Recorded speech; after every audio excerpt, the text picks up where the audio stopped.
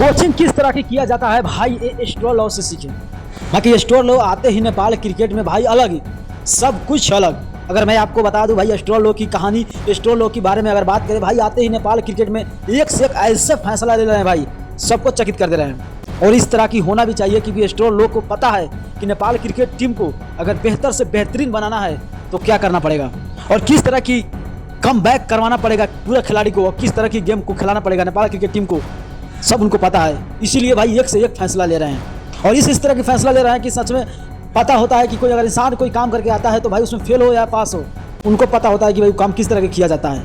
वही हो रहा है स्टोर लो के साथ। और आते ही नेपाल क्रिकेट में एक से एक फैसला लेना और एक से एक ऐसे बात पे ध्यान देना, कमजोरी कहाँ पे है वहाँ पे पकड़ रहे हैं स्टोर लो।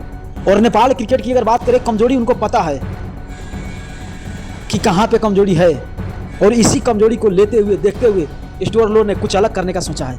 और भाई आने वाला दिन में भी कुछ अलग कर सकते हैं क्योंकि उनका फैसला, उनका अगर बात करें उनकी खेलने की अंदाज, खिलवाने की अंदाज कुछ अलग ही है। और इसी वजह से देख रहा है कि नेपाल क्रिकेट टीम आने वाला दिन में कुछ अलग कर सकता है। और सच में नेपाल क्रिकेट की अगर बात करें, नेपाल टीम की अगर बात करें तो भाई स्टोर लो जैसे अगर कोच रहेंगे तो भाई नेपाल क्रिकेट का कुछ ऐसा हो सकता है। और इससे अच्छी बात क्या है कि देखो नेपाल क्रिकेट भले ही अलग फॉर्म करे, अलग परफॉर्म करे, अलग कुछ भी करे, मगर इनमें जितना भी नेपाल के प्लेयर है सबको डर डर के खेलना पड़ेगा भाई। उन सबको पता है कि अगर थोड़ा भी मिस हुआ, थोड़ा भी फॉर्म खराब हुआ, आप टीम से बाहर हो सकते हो। तो आप लोग क्या सोचते हैं स्टोर लो के बारे में, आप लोग अपना कमेंट राय में कमेंट कर दीजिएगा। अगर नए होंगे तो चैनल को सब्सक्राइब करते हुए पेज को फॉलो करके वीडियो शेयर कर दीजिएगा और ज़्यादा वीडियो को शेयर कीजिए। और आपसे छोटा सा लाइक का रिक्वेस्ट करता हूँ। ओके भाई, मिलता हूँ नेक्स्ट वीडियो पे।